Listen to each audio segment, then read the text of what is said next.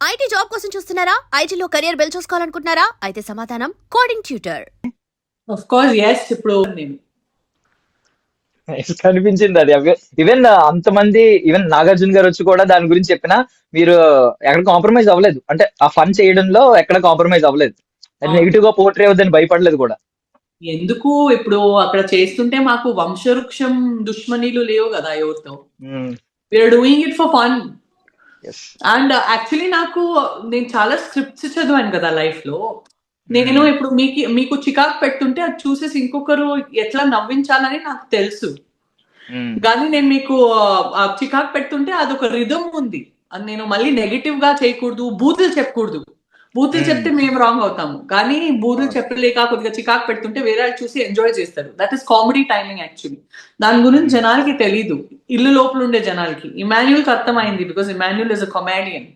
కానీ వేరే వాళ్ళకి అర్థం కాలేదు. ఆ చికాకు పడి పడి పిచ్చోళ్ళు అయిపోయారు. నాకు అదే కావాలి. అందరినీ చికాకు పెట్టి పెట్టి పిచ్చోళ్ళు చేసేసాను. సో బిగ్ బాస్ నుంచి బయటకు వచ్చారు. బయటకు వచ్చిన తర్వాత 2026 కూడా అలా వచ్చేసింది, ఇంకా సెటిల్ అవుతున్నప్పుడు. Yes yes yes of course yes, పండగ కూడా వచ్చేసింది. సో ఏంటి చేంజెస్ ఏమన్నా కనిపించినాయా మ్యామ్ బిగ్ బాస్ జర్నీ తర్వాత మీ లైఫ్ లో? Life is completely changed. ప్రియాని పిలవచ్చాను. అయ్యో బ్రహ్మాండంగా, చాలా బాగుంది, క్యూట్ గా. లైఫ్ చాలా చేంజ్ అయిపోయింది. It's the most powerful project of my life. Bigg Boss season 9 నేను ఏం చేసుకొని వచ్చాను.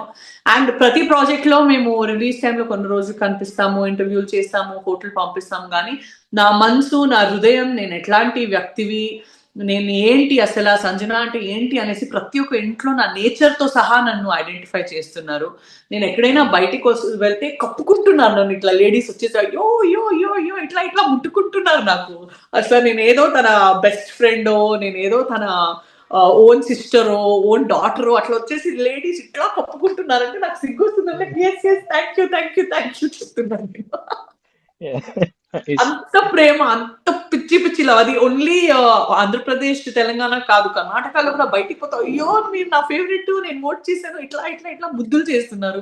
నా అందరు ఫ్రెండ్స్ బాయ్స్ ఎవరు ఉన్నారు అందరూ అయ్యో మా మమ్మీ నీతోనే మాట్లాడాలంటుంది, నీ ఇంటికి రావాలంటుంది. అందరు మమ్మీలు, అక్కలు, చెల్లెలు ఫోన్ చేస్తున్నారు నాకు. ఓకే రండి రండి, నో ప్రాబ్లం రండి అని. నేను ప్రేమిస్తున్నా రిటర్న్ గా. అండ్ బిగ్ బాస్ లో ఆ మమ్మీ అనే ఎమోషన్ ఒకటి క్రియేట్ అయింది కదా. ఎమాన్యుయల్ ప్రతిసారి ఆయన మమ్మీ మమ్మీ అనడం. ఇప్పుడు కూడా నాకు మమ్మనే పిలుస్తాడు. రోజుకి 3 సార్లు మాట్లాడతాను నేను. ఇప్పుడు తను మంచి ఇల్లు కొనాలని మేము ప్రే చేస్తున్నాము. సో అదే ప్లానింగ్ లో మమ్మ ఇట్లా చేయాలా, మమ్మ అట్లా చేయాలా. ఇప్పుడు కూడా రోజుకి 3. నేను ఇమాన్యుల్ ఏదో ఫేక్ లవ్ స్టోరీ చేసుకోవడం కానీ, ఒక బాయ్ ఫ్రెండ్ గర్ల్ ఫ్రెండ్ గా ఒకరిని వాడుకోవడం కానీ, ఆ ఇంట్లో ఉండడానికి అట్లా చేసుకోలేదు. తను నాకు జెన్యున్ గా మమ్మ పిలిచాడు, నేను కూడా జెన్యున్ గా తన కొడుకు పిలిచాను. నేను తన నుంచి ఓన్లీ 4-5 years ఎల్డర్ ఉంటాను అంతే. కానీ నాకు ఏం మొహమాటము, సిగ్గు అట్లా లేదు. ఒకసారి తను నాకు మమ్మ పిలిస్తే చావు వరకు తను నాకు ఎంత పబ్లిక్ అయినా ఉంటే నాకు మమ్మనే పిలవని, నాకు అట్లానే కావాలి. నేను ఎప్పుడు తన తోడుగానే ఉంటాను. Nice nice, very nice of you. And main thing, చాలా మంది బిగ్ బాస్ అనలిస్టులు చెప్పిన మాట ఏంటంటే, నార్మల్లీ బిగ్ బాస్ కి అడాప్ట్ అవ్వడానికి, ఆ కంటెస్టెంట్స్ ని మనలో ఓన్ చేసుకోవడానికి కొంచెం టైం పట్టుద్ది, ఒక ఫ్యూ వీక్స్ పట్టుద్ది. బట్ ఆ ఫ్యూ వీక్స్ మీరే one and only entertainer in the house మాకు. సో ఆ ఇంట్రెస్ట్ క్రియేట్ చేసింది మీరే. అర్లీ డేస్ మొత్తం మీరే క్రియేట్ చేశారు. అవును, యా, బిగ్గెస్ట్.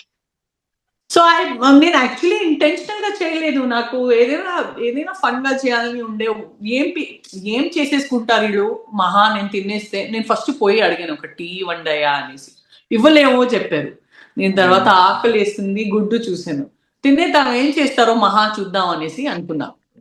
మహా ఏం చేస్తారు, తినేసాను. ఏం వచ్చి కొట్టారా? కాదు కదా. దాని తర్వాత స్టార్ట్ అయింది రచ్చ రంబోలా.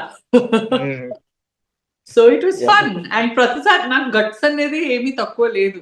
నేను ఏదైనా రియల్ లైఫ్ లో కూడా నేను ఒంటరిగా నించుకొని ఏదైనా చెప్తే నేను అది కరెక్ట్ అని అనుకుంటే, నాకు ఎదుటిగా 50,000 జనాలు ఉండని, 1,00,000 జనాలు ఉండని, గోలా గోలా చేయని, నువ్వు చెప్పింది తప్పు అనేసి నేను ఆలోచించి మాట్లాడి, నేను సరి ఇది కరెక్ట్ అని అనుకుంటే, అది 50,000 జనాలు ఉండని, 1,00,000 జనాలు ఉండని, లేదు నేనే కరెక్ట్ ని కూల్ గా నించుకుంటాను.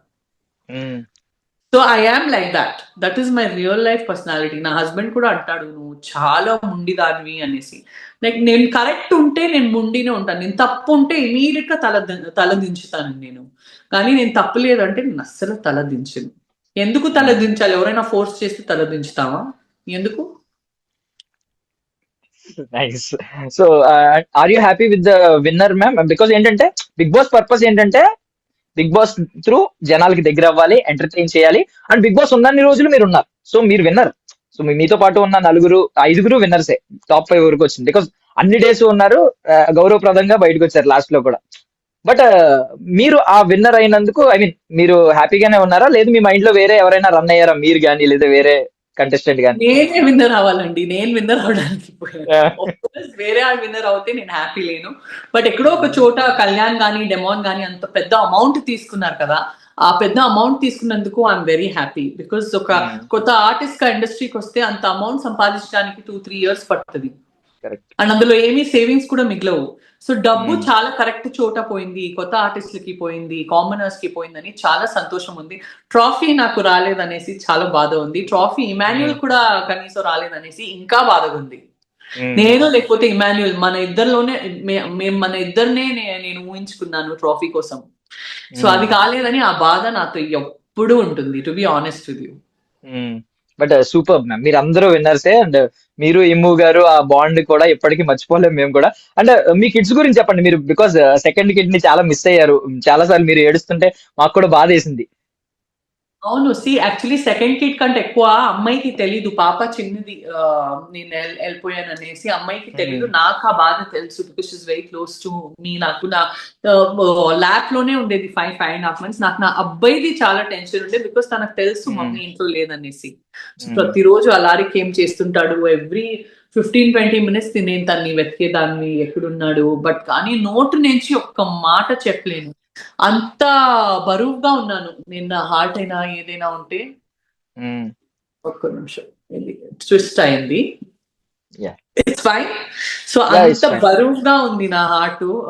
అండ్ ఆ బరువు హార్ట్ తోనే ప్రతిసారి నేను నన్నే గుర్తు చేపించాను, నేను నేషనల్ టెలివిజన్ లో ఉన్నాను, నేను ఇక్కడ ఒక గోల్ తో వచ్చాను, అందరినీ ఎంటర్టైన్ చేయడానికి వచ్చాను, నా రియల్ లైఫ్ నా స్ట్రెంగ్త్ ని చూపించడానికి వచ్చాను. ఇంత టైంలో నేను కోల్పోకూడదు, నేను ఎమోషనల్ అవ్వకూడదు అనేసి నేను సెల్ఫ్ మోటివేషన్ చేసుకొని, ఇమాన్యుల్ కూడా చాలా సార్లు నన్ను మోటివేట్ చేశాడు, లేదు నువ్వు కోల్పోవద్దు మమ్మ, నువ్వు కోల్పోవద్దు అనేసి మళ్ళీ నాకు మోటివేషన్ చేసేసి మేము we crossed each and every barricade together, every difficulty మేము together cross చేసాము. నైస్. సో ఆల్మోస్ట్ మీకున్న ఎక్స్పీరియన్స్ ఒక 20 years ఆఫ్ ఎక్స్పీరియన్స్ ఉంది. మీరు మరి అర్లీ ఏజ్ లో వచ్చేసారు, టీనేజ్ లో వచ్చినట్టు వచ్చారు. సో ఆల్మోస్ట్ 50 movies దాకా చేశారు. సో మళ్ళీ ఏంటి ఇప్పుడు బ్యాక్ అవుతున్నారా? ఇప్పుడు ఏంటి ఇక్కడ నుంచి కంటిన్యూస్ సినిమాలు చూస్తామా? ఆఫ్ కోర్స్ లక్కీగా ఇప్పుడు బిగ్ బాస్ లాంటి ప్రాజెక్ట్ పిల్లలు పెట్టుకొని నేను చేశానంటే, ఇప్పుడు అవుట్ సైడ్ వరల్డ్ లో రెగ్యులర్ షూటింగ్ ఉంటే పిల్లల్ని పెట్టుకొని, పిల్లలు చూసేవాళ్ళు నాకు ఉన్నారు, నా నానీస్ ఉన్నారు, వాళ్ళని పెట్టుకొని అందరు ఫ్లైట్ ఎక్కి వెళ్ళిపోవడమే. నాకు ప్రొడ్యూసర్స్ డైరెక్టర్స్ నా ఫ్లైట్ టికెట్ ఇస్తే చాలు, వేరే నా ఫ్యామిలీని నేనే పెట్టుకుని నేను ఎక్కడెక్కడ షూటింగ్ ఉంటుంది అక్కడ వెళ్ళిపోతాను. But I'm looking forward to projects like Bhaagamathie, I'm looking forward to projects like Arundhati. నేను అట్లాంటి projects, women centric strong projects కోసం ఎదురు చూస్తున్నాను. And I'm very clear about that. And నాకు కంగారు లేదు ఏదో ఒక ప్రాజెక్ట్ చేసేసి కనిపిద్దాము అనేసి, నాకు కంగారు లేదు. బికాస్ నాకు కూడా పిల్లలు ఉన్నారు, I want to give them my time. నా ప్రీ స్కూల్ ఉంది, sprouting brilliance international pre school. It's new year, heavy admissions ఉంటాయి, ఇట్స్ న్యూ స్కూల్. సో నేను అక్కడ కూడా నా టైం ఇవ్వాలి. సోషల్ మీడియాలో ఇలాంటి ఇంటర్వ్యూస్ చేయాలి, ఇనాగ్రేషన్స్ వెళ్ళాలి, అవార్డ్ ఫంక్షన్స్ వెళ్ళాలి, మరి ఇన్స్టాగ్రామ్ ప్రాజెక్ట్స్ చేయాలి, ఫేస్బుక్ కూడా బాగా నడుస్తుంది, యూట్యూబ్ కూడా చేయాలి. సో నాకు ఉండే వర్కే 4 sustenance కావాలి.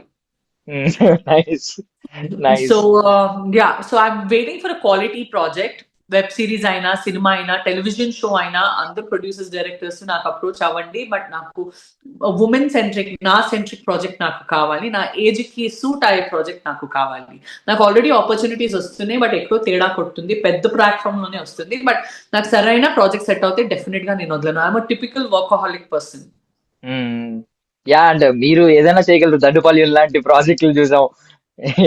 You can do anything. So me potential ని ఐ మీన్ డౌట్ చేసే వాళ్ళు ఎవరు ఉండరు నాకు తెలిసి. బికాస్ ఏంటంటే మీరే అన్నారు కదా, మీ స్కెడ్యూల్ కి 4 సంజనాలు ఉండాలని. అవును, నిజం. ఒక స్త్రీ శక్తి నిజంగానే 4 చేతులు ఉన్నట్టు ఒక లేడీ హౌస్ వైఫ్ కావచ్చు, ఎవరైనా అలాగే పని చేస్తూ ఉంటారు. ఒక అబ్బాయి చేయలేడు అలాంటి పనులు. మేబీ ఐ డోంట్ నో, నేను ఎవరిని ఎక్కువ తక్కువ చూడను, కానీ నాకైతే చాలా వర్క్ ఉంటుంది నిజంగా. ఐ రెస్పెక్ట్ మగవాడి జాతి కూడా అంతే రెస్పెక్ట్ చేస్తాను, స్త్రీ జాతి కూడా అంతే ఈక్వల్ గా చూస్తాను. I don't like to play women card, but definitely it's a very big challenge ఇన్ని పనులు చేయాలంటే. అండ్ మోర్ ఓవర్ 2026 ఏంటి మ్యామ్ న్యూ రిజల్యూషన్స్ గానీ మేనిఫెస్టేషన్స్ గానీ ఏమైనా తీసుకున్నారా? 2026 ఒక 5-6 కిలోలు తగ్గాలి, మమ్మీ నుంచి అమ్మాయి అవ్వాలి. లేదు ఇలా బాగున్నారు, క్యూట్ గా ఉన్నారు, బాగున్నాను, బట్ ఇంకా తగ్గాలి. Because now my maternal duties are over. నా ఇద్దరు పిల్లలు ఆర్ డన్. సో నా మెటర్నిటీ డ్యూటీస్ అయిపోయినాయి, మమ్మీ అయిన డ్యూటీ అయిపోయింది. సో బాడీని మళ్ళీ చక్కగా అమ్మాయి లాగా రెడీ చేసి ఇది సంజనానేనా అని అనిపించుకోవాలి. ఆ పని మీద వెళ్ళాలి, జిమ్ లో చాలా టైం స్పెండ్ చేయాలి, డైట్ మెయింటైన్ చేయాలి, ఇంకా హెయిర్ స్కిన్ అన్ని బ్యూటిఫుల్ చేయాలి. స్కూల్లో ఒక 200 పిల్లలు ఉండాలి. ఇట్స్ ప్రీ స్కూల్, సో మా కెపాసిటీని 200 కిడ్స్ ఉంది. సో ఇప్పుడు స్కూల్ ని పెద్దగా సక్సెస్ చేసేసి స్కూల్ ని ఫ్రాంచైజెస్ లో తీసుకొని వెళ్ళాలి, చాలా ఫ్రాంచైజెస్ ఓపెన్ చేయాలి స్కూల్ వి. అండ్ అది కాకుండా అద్భుతమైన ప్రాజెక్ట్ సైన్ చేయాలి.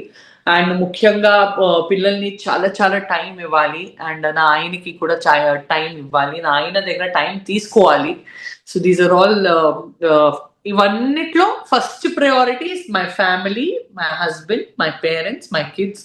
దాని తర్వాత second priority is my school, my career, my gym and everything. అన్నిట్లో ఫస్ట్ ప్రయారిటీ ఇస్ ఫ్యామిలీ మాత్రం. ప్యాక్డ్ ఒక పెద్ద లిస్ట్ వేసుకున్నారు అయితే 2026 కి. అవును ఖచ్చితంగా. సో మీ లవ్ స్టోరీ తెలుసుకోవాలనుకుంటున్నాం మ్యామ్ మేము. అంటే ఒక వాస్క్యులర్ సర్జన్ మీ హార్ట్ ని ఎలా టచ్ చేశారు, ఏం చేశారు, ఏం మాయ చేశారు, ఒక సినిమాటిక్ స్టోరీ లా ఉంటదా మీ లవ్ స్టోరీ? సినిమాటిక్ స్టోరీ కంటే తక్కువ ఉండదు. 2005 లో నేను కలిసినప్పుడు నేను హాస్పిటల్లోనే కలిసాను. తన హాస్పిటల్లో ఒక ఫ్యాషన్ షో ఉండేది, నేను అప్పుడు ఉంది మోడల్. అండ్ డాక్టర్స్ డేలో ఒక 4 మోడల్స్ మాత్రమే బయట నుంచి, లేకపోతే డాక్టర్స్ నర్సెస్ ర్యాంప్ నడుస్తున్నారు.